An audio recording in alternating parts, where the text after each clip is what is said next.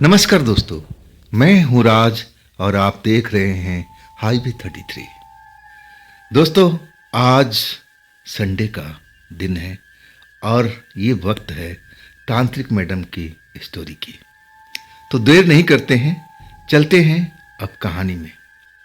लेकिन कहानी में जाने से पहले दोस्तों, अगर आप मेरे नए चैनल पर राज की कहानियाँ में अभी तक नहीं गए हैं तो जल्दी से पहुँचिए ना। उस चैनल पर मैंने अच्छी अच्छी कहानियाँ डाल चुका हूँ, तो उन कहानियों का आनंद लीजिए।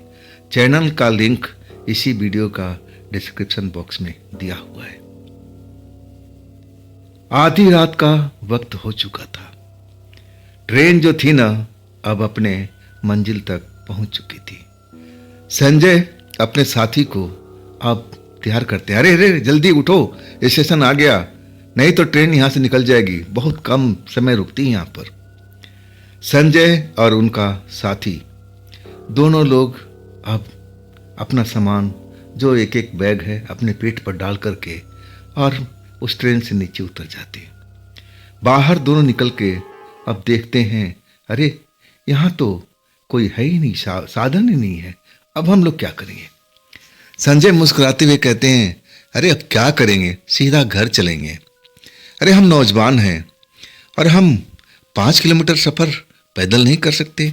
संजय अपने दोस्त को समझाते हैं कि हम लोग यहाँ इंतज़ार नहीं करेंगे, सुबह तक कौन इंतज़ार करेगा, चलो अब निकलते हैं, पैदल चलते हैं। और तब उनका साथी कहने लगता है कि संजय भाई, आपको पता तो है नहीं, आप तो ज़्यादातर शहर में रहते हो, लेकिन मेरा समय ज़्यादा गांव में बीता है, तो मैं इस रास्तों को अच्छी तरह से जानता हूँ।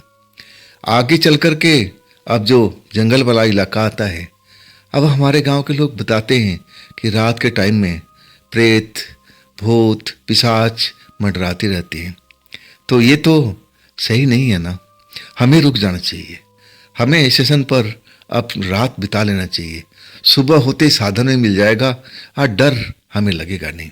क्या कहते हो? संजय अब उसकी तरफ देख के मुस्कुराते हुए कहते हैं, अरे तू किस जमाने में जी रहा है? अरे मैं भी तो उसी गांव का हूँ, मानता हूँ कि मैं शहर में नौकरी करता हूँ, अभी कुछ ही दिन पहले तू आया है, तो जितना तू जानता है उतना मैं भी जानता हूँ, लेकिन ये सब बातें को मैं विश्वास नहीं करता, ना मानता हूँ। इन शक्तियों को मैं जानता तक नहीं। हम डरेंगे नहीं, चलो अब गांव चलते हैं, स्टेशन पर क्यों रात काली करेंगे। अब दोनों साथी आपस में सलाह मशवरा करने लगते हैं। अब संजय का जो दोस्त होता है अब उनको सलाह देता है कि नहीं संजय भाई, रुकना चाहिए। संजय कहते हैं, अरे चलो मैं हूं ना, आगे आगे मैं चलूंगा, पीछे पीछे तुम चलना, और हम आराम से अपने घर पहुंच जाएंगे पैदल ही। 5 किलोमीटर कोई हमारे लिए दूर की बात नहीं है, चलो अब देरी नहीं करते। अब फिर संजय आगे आगे और उनका दोस्त पीछे पीछे, दोनों बातचीत करते हुए चले जा रहे हैं। हाँ, उनका जो दोस्त था ना, वो डरा हुआ था। अब रात के टाइम में जब ऐसे इलाके हों जहाँ पर सुनसान एरिया हो, अब पशुओं की, जंगली जानवरों की कुछ ऐसी आवाज़ें जरूर सुनाई पड़ती थी। उन आवाज़ को सुनकर के संजय का दोस्त को लगता था कि अरे ये सब प्रेत लीला है, ये सब प्रेत है, पिशाच है, और ये हमें सावधान कर रहे हैं। वो डरता रहता है। संजय समझाते हैं कि अरे डरो मत, डरो मत, हम इन चीज़ों से डरते नहीं ना, हम इन चीज़ों को मानते हैं। आखिरकार संजय आगे आगे चलते हैं और उनका दोस्त पीछा करता हुआ चल रहा है, लेकिन अपने पीछे आगे पीछे चौकन्ना होकर देखता जाता है कि कहीं अंधेरे में से कोई प्रेत, कोई पिशाच, कोई चुड़ैल निकल करके आ ना जाए। हर वक्त सावधानी के मुद्रा में जैसे आगे पीछे देख रहा हो, चल रहा हो, लेकिन जो संजय थे ना, बिल्कुल बेफिक्र, जैसे उनको डर का कोई मतलब नहीं है। आखिरकार 3 किलोमीटर का सफ़र उन्होंने रात में तय कर लिया था। अब बचा था 2 किलोमीटर का सफ़र। अब आगे जाकर के एक तालाब का एरिया आता था और संजय कभी कभी देखते थे कि उस तालाब पर एक कुटिया है और वहाँ पर एक बाबा कभी कभी नजर आते हैं। तालाब में मछलियाँ भी थी और मछलियों को दाना खिलाते हुए कभी कभी नजर आ जाते थे। और इतना संजय जरूर जरूर जानते थे कि वो बाबा तांत्रिक हैं या कोई अघोरी है। वो साधना करते रहते हैं भगवान का, अब एक तरह से प्रार्थना करते रहते हैं। बस संजय को इसी चीज को पता था। अब दोनों दोस्त उस तालाब के किनारे से पगडंडी से निकल करके और अपने गांव की तरफ बढ़ रहे हैं। अचानक जो संजय का दोस्त था ना, अब उसको एक तालाब के किनारे एक खूबसूरत लड़की दिखाई देती है, जिसका पैर पानी के अंदर में है और बाकी शरीर किनारे पर। वो एक तरह से फुसफुसा करके संजय के दोस्त को अब अपनी तरफ आकर्षित करती है। संजय का दोस्त जब उस लड़की को देखता है जो सफेद वस्त्र पहने हुए है और देखने में बहुत ही सुंदर दिखाई दे रही है, उसका पैर पानी के अंदर में डला हुआ है और बाकी शरीर ऊपर है, जैसे वो आधी रात के वक्त इस तालाब में नहाने के लिए आई।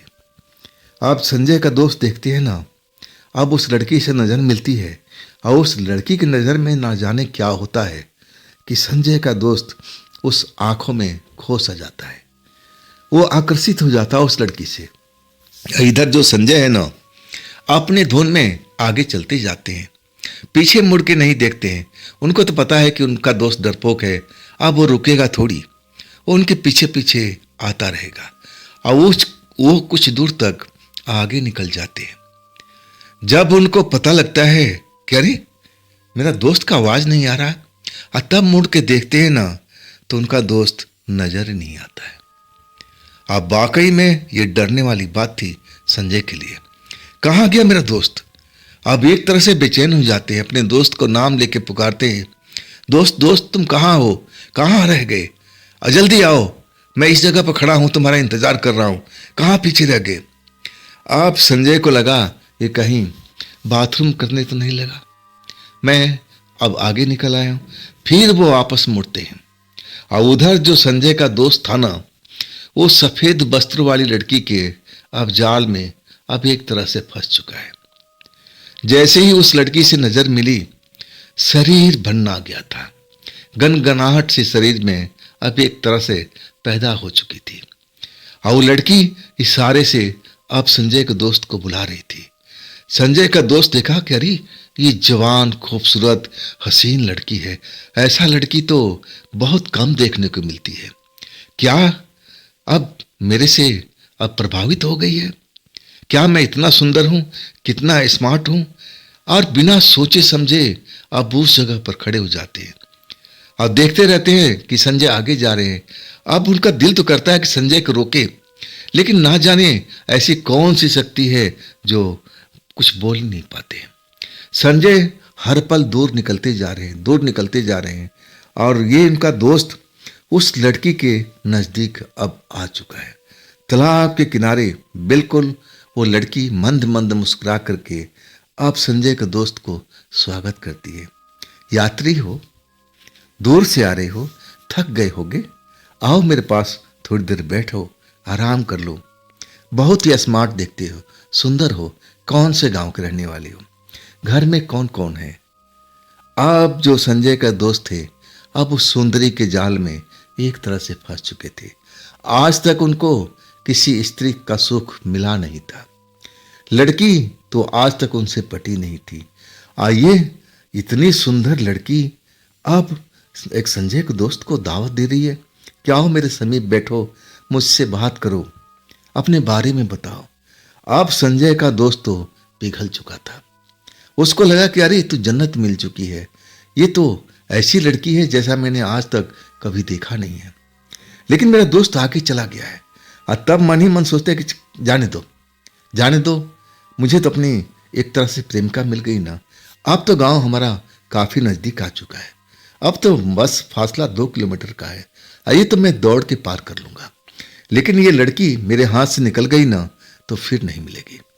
अब इस तरह से संजय का दोस्त उस लड़की के प्रेम जाल में फंस चुका है और वो लड़की अब संजय को अपने पास में बिठा करके वाकई प्रेम करने लगी थी। संजय को तो जैसे जन्नत नसीब हो चुका था। अब वो समझना बहुत चाहते थे कि आखिर में ये लड़की कौन सी गांव की रहने वाली है और अब ये इस जगह पर रात के टाइम तालाब पर कर क्या रही है? लेकिन उनके दिमाग में सवाल तो जरूर उठता था, लेकिन सवाल जल्दी से गायब भी हो जाता था। वो लड़की इतनी हसीन और उनको प्यार जो कर रही थी, प्यार के चक्कर में सब कुछ भूले जा रहे। आखिरकार वो लड़की अब उनसे लिपट चुकी थी। अब तो संजय के लिए बड़ा ही अद्भुत पल था। ऐसा कभी जीवन में संजोग ही नहीं बना था संजय के दोस्त के लिए। वो भी भाव विभोर हो जाते, उस लड़की के आगे अपने आप को आत्म समर्पण कर देते। कहते हैं कि मैं भी बहुत आपसे प्यार करता हूं और आप अब और मत, और ज्यादा देर हम नहीं रुकते हैं। अब जो करना है फटाफट करते हैं। अभी मेरा दोस्त आगे निकलता जा रहा है और मुझे भी गांव पहुंचना है। एक तरह से संजय का दोस्त मतवाला हो चुका था, जैसे दारू के नशे में आ चुका हो। अब वो लड़की इसी पल का इंतजार कर रही थी और फिर अब उस संजय का दोस्त को हाथ पकड़ती है और पानी के अंदर अब एक तरह से संजय का दोस्त को भी उतार देती है। अचानक जब पानी का स्पर्श होता है ना, तब संजय का दोस्त को लगता है कि अरे ये मैं कहां आ गया। अब एक तरह से उनका भरम टूटता है, लेकिन भरम टूटता है ना तब तक देर हो चुकी होती है। वो जो लड़की सफेद कपड़ों वाली सुंदर लड़की जो अब संजय का दोस्त को एक तरह से बहुत प्यार कर रही थी, अचानक अब संजय के दोस्त को लेकर के पानी में उतर जाती है। जैसे पानी में उतरते हैं संजय का दोस्त, तब उनका आभास होता है कि अरे मैं इस जगह पर कहां आ गया। मेरा दोस्त अब तो आगे निकल गया, मैं अपने घर कैसे जाऊंगा। अब उस लड़की से अपने आप को छुड़ाने की कोशिश करते हैं, लेकिन लड़की कहती है कि नहीं नहीं, अभी तो हमारा दिल भरा नहीं है, अभी तो रात बहुत बाकी है, अभी तो हम आनंद करेंगे, प्रेम करेंगे, अभी तुम जा नहीं सकते। अब संजय का दोस्त समझता है कि अरे मेरा दोस्त तो निकल गया, वो पीछे मुड़कर भी नहीं देखा। संजय कहते नहीं नहीं, अब जो होना था हो चुका, अब तो मुझे बाहर निकलना है, अब अपने दोस्त के साथ अपने गांव जाना है। तभी लड़की का रंग ढंग बदल जाता है। वो सुंदर लड़की अचानक गुस्से में लाल पीला हो जाती है और संजय को अब दबा देती है पानी के अंदर में। कहती है कि बिना अब एक तरह से जब तक मैं ना चाहूं तब तक तुम इस पानी से बाहर निकल नहीं सकते। अगर निकलने की कोशिश भी करोगे तो मैं तुम्हें पानी में दबा करके तुम्हारी जान ले लूंगी। यहां मर्जी मेरी चलती है, इस क्षेत्र पर मेरा अधिकार है और तुम मेरे से दूर भाग नहीं सकते। अब तो तुम मेरा शिकार हो, जैसा मैं चाहूंगी वैसे तुम्हारे साथ में बर्ताव करूंगी। आप संजय का दोस्त अब तो समझ चुका था कि अरे ये मैं कैसे जाल में फंस गया। ये लड़की देखने में तो मासूम खूबसूरत लग रही थी, अब इसका रंग ढंग पूरा बदल गया है। अब मैं क्या करूं, अब मैं क्या करूं। अब उस जगह पर अब एक तरह से संजय का दोस्त अकेला पड़ा हुआ था। जब कुछ समझ नहीं आया ना तो अब अपना हाथ पैर अब एक तरह से चलाने लगा था कि किसी तरह से उस लड़की के चंगुल से तालाब से बाहर निकल जाए, लेकिन ऐसा संभव लग नहीं रहा था।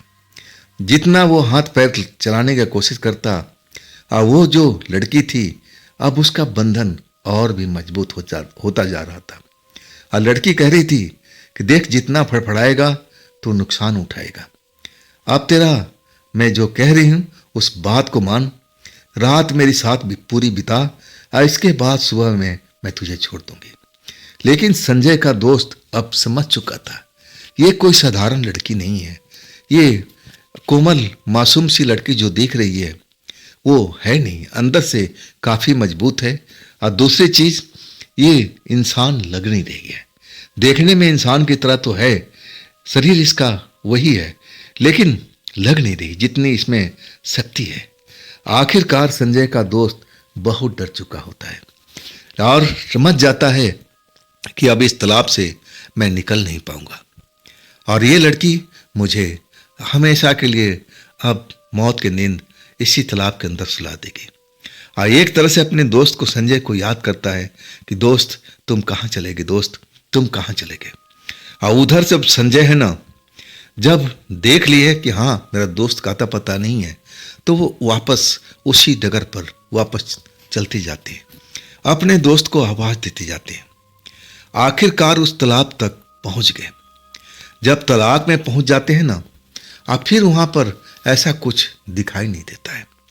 हाँ, कुछ हलचल जरूर सुनाई पड़ी, जैसे पानी के अंदर में कुछ बड़ा सा हलचल हो रहा। अब एक तरह से संजय उस हलचल को देखने के लिए पहुंचते हैं कि कहीं मेरा दोस्त तालाब में तो नहीं गिर गया। तालाब वाकई में गहरा है, अगर गलती से स्लिप कर गया होगा तो वो तो तैरना भी नहीं जानता सही ढंग से, कहीं डूब के मर ना जाए। इस तरह वो तालाब के उस जहाँ पर जिस जगह पर हलचल होती है, आप वहाँ पर चले जाते हैं। जो दृश्य देखते हैं ना, तो देख करके कांप जाते हैं। देखते हैं कि सफ़ेद वस्त्र में अब एक लड़की और उनका दोस्त का हाथ पकड़ करके काबू किए हुए है, और उनका दोस्त पानी से उछल कूद मचा रहा है, और वही हलचल अब सुनाई दे रही थी। अपने दोस्त को देख करके संजय अब एक तरह से भयभीत हो जाते हैं, और वो कुछ समझ नहीं पाते। अपने दोस्त को आवाज देते हैं, अरे तू पानी में कैसे गया? अरे तेरे साथ में लड़की कौन सी खड़ी है? तब संजय के दोस्त कहता, भैया मुझे बचा लो, भैया मुझे बचा लो, ये कोई लड़की नहीं, ये तो कोई जादूगरनी है, कोई प्रेतनी है, कोई पिशाचनी है, ये तो मुझे मारना चाहती है। अब संजय इन चीज़ों पर यकीन तो करते नहीं थे, ना मानते थे। अब वो कहने लगा, अरे अब तू घबरा मत, मैं आ गया हूं ना। अपना थैला कंधे से नीचे रखते हैं जमीन पर, तालाब के किनारे पहुंचते हैं और उस लड़की को धमकाते हैं, अरे तू मेरे दोस्त को काबू किए हुए, तू है कौन, कौन से गांव की है, तू मेरे दोस्त से चाहती क्या है? वो लड़की अब एक तरह से संजय को धमकाती है, तू मेरे मामले से दूर रहा, ये लड़का मुझे पसंद आ चुका है और मैं अब इसको छोड़ने वाली नहीं। तू अपनी जान का फिक्र कर और इस जगह से तू चलता बन। अगर इस जगह पर रुकेगा तो अगले पल तू भी तालाब में आ जाएगा। जिस तरह से जिसका मैं हाल करने वाली हूँ, तुम्हारा भी हाल कर सकती हूँ। अपनी खैर सलामती चाहता है तो चलता बन। अब एक तरह से लड़की संजय को धमकाने लगती है, लेकिन संजय हस्तपुस्त थे और भूत प्रेत को बिल्कुल नहीं मानते थे। अब उस लड़की को वो भी धमकाते हैं कि देख लड़की, तू मेरे दोस्त को छोड़ दे, देख अगर तू नहीं छोड़ती, अगर मैं पानी में आ गया ना, तब तू समझ ले तेरे साथ में क्या हो सकता है। मैं ये नहीं देखूंगा कि तू लड़की जाता है। आखिर मेरे दोस्त को क्यों डुबा के मारना चाहती है? ये तेरा क्या बिगाड़ा है? लड़की कहती है कि मैं इसको मारना नहीं चाहती, मैं तो इसे प्यार कर रही हूं। तू अपना रास्ता नाप ले, जब मेरा दिल भर जाएगा तो मैं इसको छोड़ दूंगी। आप जो संजय है समझते हैं कि अरे ये कोई बावली लड़की है क्या, ये नशे में है क्या? ऐसा भी कोई इंसान किसी से जबरदस्ती प्यार करता है? उस लड़की को समझाने की भरपूर कोशिश करते हैं, लेकिन लड़की तो उनको अब एक तरह से धमकी देने लगती है कि तू यहां से चलता बन। तब संजय को गुस्सा आ जाता है और वो धीरे धीरे अब पानी के अंदर उतर जाते हैं। अब पानी के अंदर उतरते हैं ना, तो वो लड़की अब उस दोस्त को लेकर के बीच तालाब के अंदर चली जाती है, जहां पर पानी बहुत ही गहरा रहता है। एक तरह से अब संजय को ललकारने लगती है कि अगर तू मेरी तरफ बढ़ेगा ना, तो मैं तेरे दोस्त को अब बीच पानी में छोड़ दूंगी। ये तो तैरना भी नहीं जानता, ये तो अपने आप डूब के मर जाएगा। तू सलामती चाहता है ना, तो तू यहां से निकल जा, तेरा दोस्त भी जिंदा रहेगा और ये सही सलामत सुबह में घर पहुंच जाएगा। आप जो संजय थे ना, अब वाकई हिम्मत हार चुके थे। कहने लगे, हे भगवान, ये लड़की जो कह रही है ये कर भी सकती है, आखिर ये है कौन? अब एक तरह से उनका जो दिमाग है ना, सुन्न होने लगता है, जैसे लग रहा है कि सर भारी होता जा रहा है। अब उनको हर तरफ जैसे अंधेरा अंधेरा अब दिखाई देने लगता है। अपने आप को पानी के तालाब में ना पा करके सूखी जमीन पर पाते हैं। उनके शरीर में कुछ अजीबोगरीब होने लगता है। वो समझ नहीं पाते हैं कि मेरे शरीर में अचानक ये सब क्या हो रहा है, ये बदलाव क्या हो रहा है। मैं तो अभी पानी के अंदर में था, अब मैं सूखी जमीन पर कैसे पहुंच गया? हे ईश्वर, ये मेरे साथ में क्या हो रहा है? अपने आप को संभालने की कोशिश करते हैं संजय, लेकिन अपने आप को संभाल नहीं पाते। अब उनके दिमाग में अजीबो गरीब दृश्य दिखाई दे रहा है।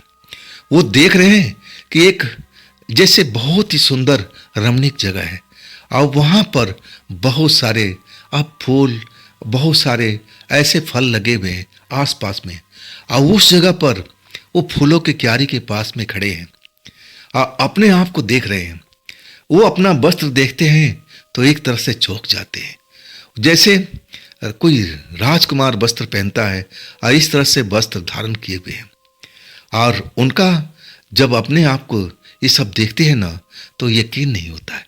उनको लगता है कि ये मेरे साथ में कोई स्वप्न चल रहा है, और स्वप्न टूटेगा तो सब कुछ खत्म हो जाएगा।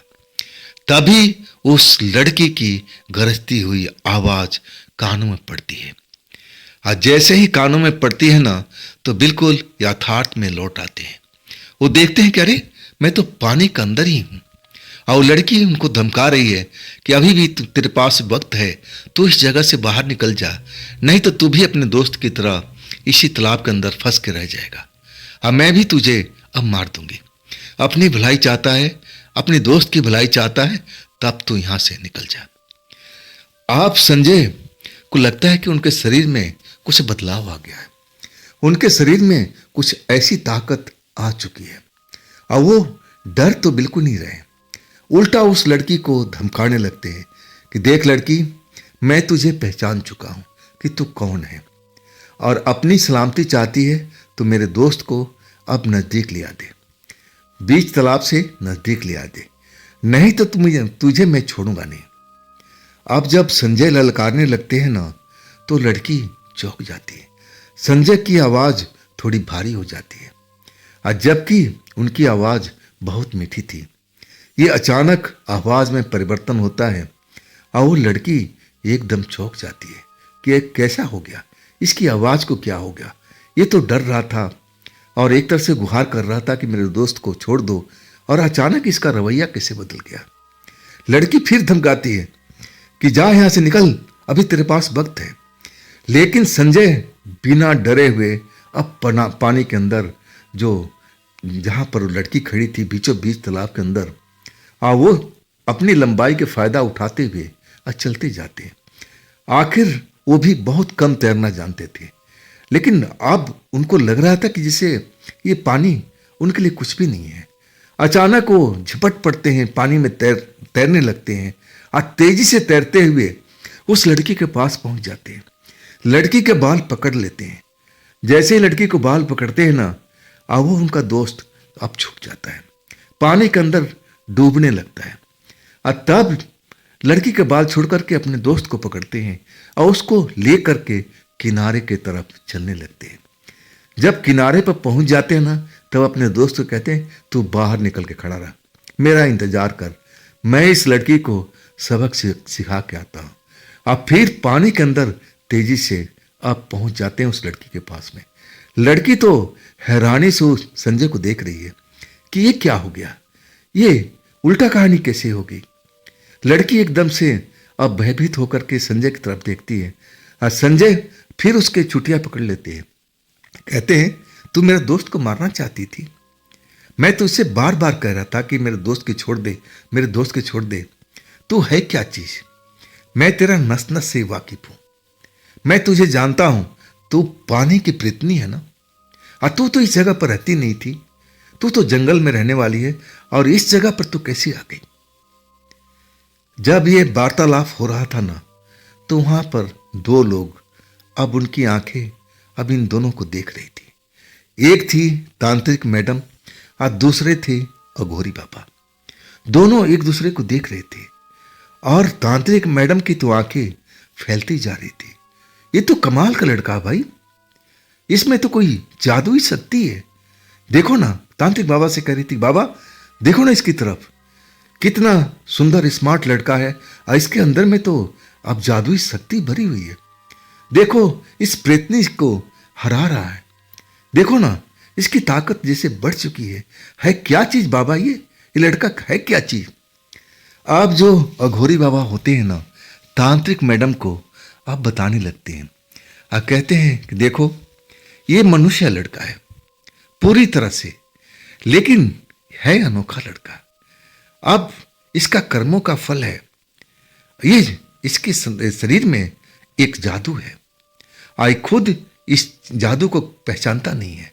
आज ये जादू इसके शरीर से बाहर निकल रहा है। ये अपने आप को अब एक तरह से अनजान है, इस जादू से बेखबर है। इसको मालूम नहीं कि इसके शरीर में इतनी शक्ति है। ये साधारण सा लड़का है, जैसा मैं देख पा रहा हूं।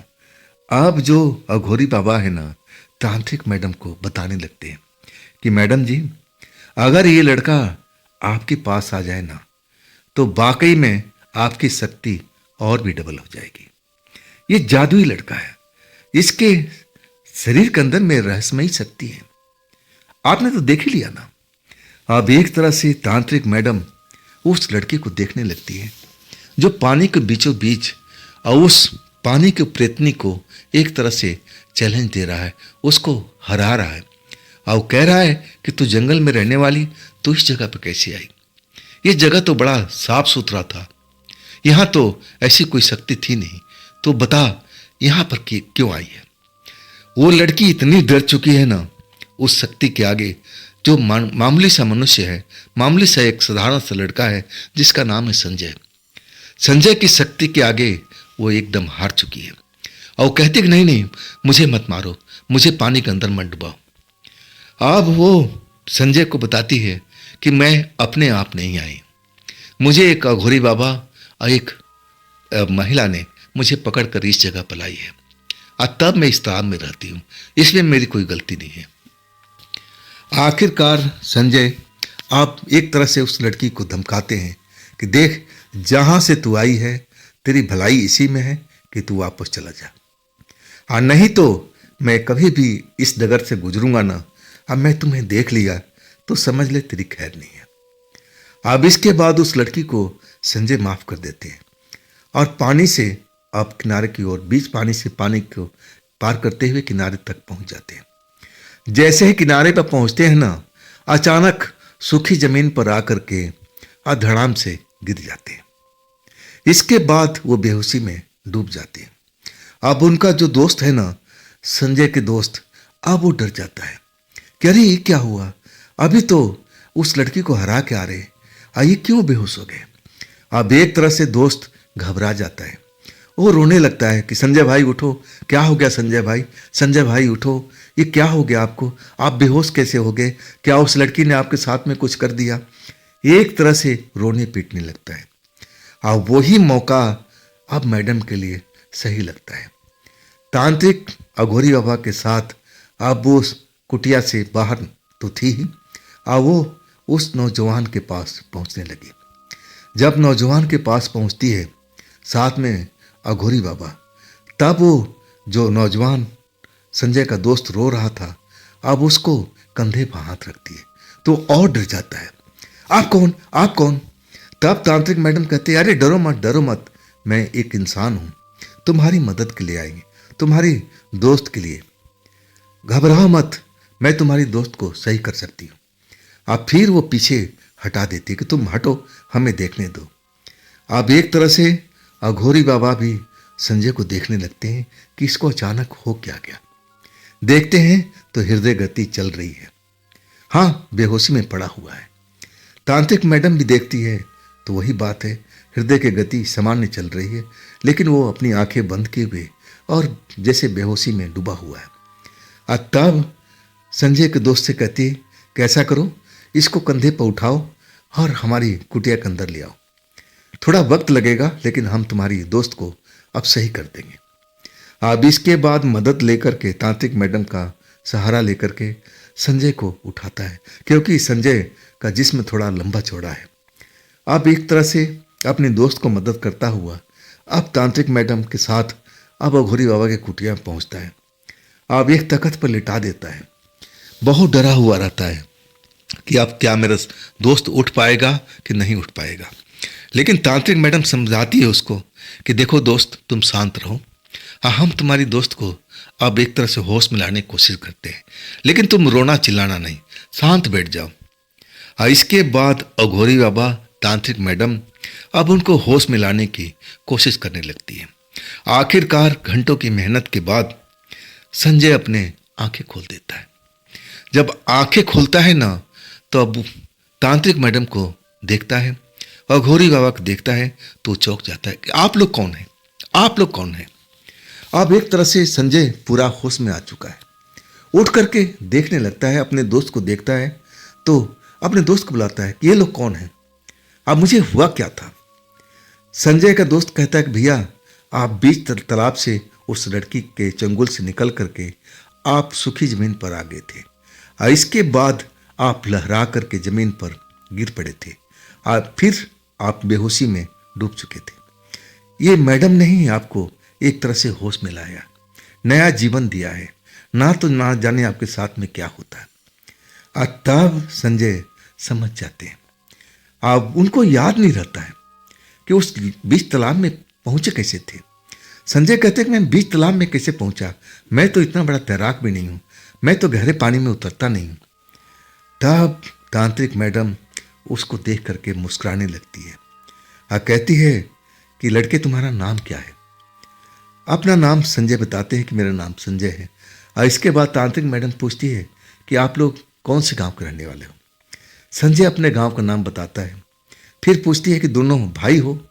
तब संजय कहते नहीं, हम एक ही गांव के हैं और हम दोनों दोस्त हैं। मैं शहर में छोटा मोटा नौकरी करता हूं और 5-6 महीने में अपने गांव जाता हूं। यही मेरे अब एक तरह से काम है। मेरा परिवार गरीबी में जीता है। संजय को अब एक तरह से तांत्रिक मैडम मुस्कुरा कर देखती रहती है और आंखों के इशारे में अब अघोरी बाबा से बातचीत होती रहती है। अब तांत्रिक मैडम को समझ में आ गया था कि अब इस लड़के को क्या करना है। आखिरकार संजय से पूछती है कि कितना पैसा कमा लेती हो शहर में। संजय बताते हैं कि मैं इतने 1000 रुपये का नौकरी करता हूं। और तब तांत्रिक मैडम कहती है कि देखो संजय, तुम अपने गांव से इतने दूर शहर में जा करके कुछ 1000 रुपये कमा लेते हो, अगर मैं तुम्हें उससे डबल दूं तो क्या मेरे साथ में काम करोगी। आप एक तरह से संजय चौंक करके तांत्रिक मैडम को देखने लगते हैं कि लड़की पागल है क्या। चलो मानता हूं मेरी जान बचाई है, देखने में अच्छी घर की लग रही है, सुंदर है, सुशील है, पहनावा अच्छा है और ये अघोरी बाबा है, इनको तो मैं कभी कभी इस जगह पर देखता हूं। आप एक तरह से उस लड़की को देख करके, तांत्रिक मैडम को देख करके विस्मय में पड़ जाते हैं कि लड़की पागल है, इतना भला मुझे क्यों पैसा देगी। और तब कहते हैं कि क्या मजाक कर रही है गरीब के साथ में, भला मुझे ऐसा कौन सा काम आता है जिसके बदले में आप मुझे इतना रुपए दोगी। मैं तो एक साधारण सा मजदूर हूँ, मजदूरी करता हूँ। और तब तांत्रिक मैडम कहने लगी कि हाँ, मैं जानती हूँ तुम एक मजदूर हो और मैं तुम्हें वैसा ही काम देना चाहती हूँ मजदूरी का, तो क्या तुम कर लोगे ना, मैं तुम्हारा पैसा डबल कर दूंगी। संजय हैरान हो जाते हैं और कहते हैं कि करना क्या होगा। और तब तांत्रिक मैडम कहती है, ये एक मेरा सा बड़ा सा फार्म हाउस है और फार्म हाउस में अब एक तरह से तुम्हारी मजदूरी करनी है, साफ सफाई करनी है, और क्या कर सकते हो। अब जो संजय हैं हैरानी से फिर देखने लगते हैं कि साफ सफाई के बदले में आप मुझे इतने 1000 रुपये देंगी, डबल मुझे देंगी। एकदम चुप हो जाते हैं, सोचने लगते हैं कि लड़की वाकई में पागल तो नहीं है। इतना भला कोई अब साफ सफाई के काम के लिए इतना भला कोई कौन पैसा देता है। आप एक तरह से शांत हो जाते हैं, सोचने लगते हैं। और तब तक तांत्रिक मैडम समझती कि शायद इसको पैसा कम लग रहा है और तब कहती है कि मैं और ज़्यादा पैसा दे सकती हूँ, शर्त ये रहेगा कि बस हमारे यहाँ पर आप काम करोगे, हमारे यहाँ पर रुकोगे। अब तुम्हें महीने के हम जैसे छुट्टी मिलती है वो छुट्टी भी देंगे। अब बताओ तुम्हारी कोई स्पेशल डिमांड है तो। अब तो संजय बिल्कुल हैरान रह गए थे। अब अघोरी बाबा की तरफ देखने लगे। अघोरी बाबा जब नजरें मिली तो अघोरी बाबा भी कहने लगे, हाँ बच्चा, ये जो लड़की कह रही है ना वो पूरा ऐसे ही करेगी। मैं तो कहता हूं कि तुम्हें हाँ कह देना चाहिए। आप संजय जो थे ना, आप समझ नहीं पा रहे थे कि अघोरी बाबा भी कह रहे हैं कि तुम्हें हाँ कर देना चाहिए और ये छोटे मोटे काम के लिए अब इतने रुपए ये लड़की क्यों देगी मुझे? अब इतने रुपए में तो 2-3 लोग मिल जाएंगे इसको साफ सफाई के लिए, तो मुझे ही क्यों? अब एक तरह से हैरानी से संजय पूछने लगते हैं कि मैडम, मुझे थोड़ा सा आप क्लियर कीजिए। जितना पैसा आप मुझे दे रही ना, उतने में तो हमारे इलाके से 3 मजदूर लड़का मिल जाएंगे। तो 3 मजदूर को क्यों नहीं रख रही हैं साफ सफाई के लिए? मुझे क्यों आप एक तरह से रखने की कोशिश करनी है? मुझ में ऐसी क्या बात है? तांत्रिक मैडम मुस्कुराती हुई कहती है कि देखो संजय, तुम अपने आप को अभी तक पहचाने नहीं हो कि तुम हो क्या। मैं तुम्हें पहचान चुकी। और तुम्हारा क्या काम है, तुमसे मैं क्या काम करवा सकती हूं, वो मुझे पता है। ये सब मेरे पर छोड़ो। अब तुम्हें बोलो कि मेरा सौदा तुम्हें मंजूर है कि नहीं। अब संजय वाकई में सोच में पड़ जाते हैं कि अरे, मैं गांव से इतना किलोमीटर दूर शहर में जाता हूं, मजदूरी करता हूं और अपने दोस्तों के साथ एक झोपड़ी में रहता हूं। कभी रूखी सूखी खाना मिल जाता है। अब तो जैसे ये महल है मुझे लेके जा रही है, जैसे ये बता रही है, और मुझे ये काम कर लेना चाहिए। और तब संजय बड़ा सोच विचार करके जवाब देते हैं कि मुझे कब से काम पर आना होगा। तांत्रिक मैडम अब बहुत खुश हो जाती है, चेहरे पर मुस्कान फैल जाती है और कहती है कि अभी से अगर चलना है तो हम सुबह में चल पड़ेंगे। आप तो संजय अब कहने लगते हैं कि नहीं मैडम, अगर आप मुझे एक दिन का मौका देते, आज तो मैं अपने परिवार में जाना चाहता हूं। बहुत दिनों के बाद मैं आया हूं, अपने माता पिता, अपने भाई बहन से मिलना चाहता हूं। मैं आज भर अपने घर पर रहूंगा, कल से कहोगी तो मैं जहां कहोगी मैं आ जाऊंगा। तांत्रिक मैडम कहने लगी कि तुम्हें कहीं जाने की जरूरत नहीं है, आओ तुम इसी जगह पर, मैं तुम्हारा इंतजार करूंगी। अभी तुम जा सकते हो, अपने परिवार से मिल सकते हो। कल अब तुम एक टाइम बता दो कि उस टाइम पर तुम इस जगह पर पहुंच जाओगे। तब संजय सोच विचार करके और जवाब देते हैं कि मैडम, एक रिक्वेस्ट है आपसे। तांत्रिक मैडम कहती है कि हाँ हाँ, जो कोई बात है दिल में छुपाओ नहीं, सब कुछ बता दो। तब कहते हैं कि देखो मैडम जी, ये जो मेरा दोस्त है ना, अब एक तरह से मेरे ऊपर निर्भर है। सही बताऊं, मैं इसको शहर लेके गया था और अपनी फैक्ट्री में काम लगवाया था। अब मेरे ही सहारे चलता है। अगर आप बुरा ना मानो तो क्या मेरे दोस्त को भी आप जगह दे सकती हो? तांत्रिक मैडम थोड़ा सोच में डूब गई। अब फिर देरी नहीं किया और कहने लगे कि हाँ, मैं तुम्हारे दोस्त को भी काम दे सकती हूँ, लेकिन जितना पैसा मैं तुम्हें दूंगी ना, तुम्हारे दोस्त को नहीं दूंगी। और तब संजय खुश हो गए थे और कहने लगे ठीक है मैडम, जैसा आप उचित लगे वैसा ही करना, लेकिन कम से कम हम दोनों दोस्त साथ तो रहेंगे ना। मैं कल दोपहर के टाइम आपके इसी जगह पर आ जाऊंगा, आप हम दोनों का इंतजार करना। और इसके बाद संजय और उनका दोस्त अब उस जगह से निकल पड़े थे, लेकिन अभी रात खत्म नहीं हुई थी। लेकिन दोनों दोस्त जल्द से जल्द अपने घर पहुंचना चाहते थे। और ये सब खुशखबरी और दुख की बात जो उनके साथ में हुआ था, सब कुछ अपने परिवार में बताना चाहते थे और एक दिन गुजारना भी चाहते थे। तो दोस्तों, ये थी आज का एपिसोड तांत्रिक मैडम जी का। ये एपिसोड आपको कैसा लगा कमेंट में ज़रूर बताइएगा। हाँ दोस्तों, ये भी चैनल आप ही का है, तो इसको भी अपना प्यार दीजिए, लाइक कीजिए, सब्सक्राइब कीजिए, अपने दोस्तों को शेयर कीजिए। और फिर हम मिलते हैं अगले रोज़ इसी चैनल पर, इसी समय में। आप लोग अपना ख्याल रखिएगा। नमस्कार।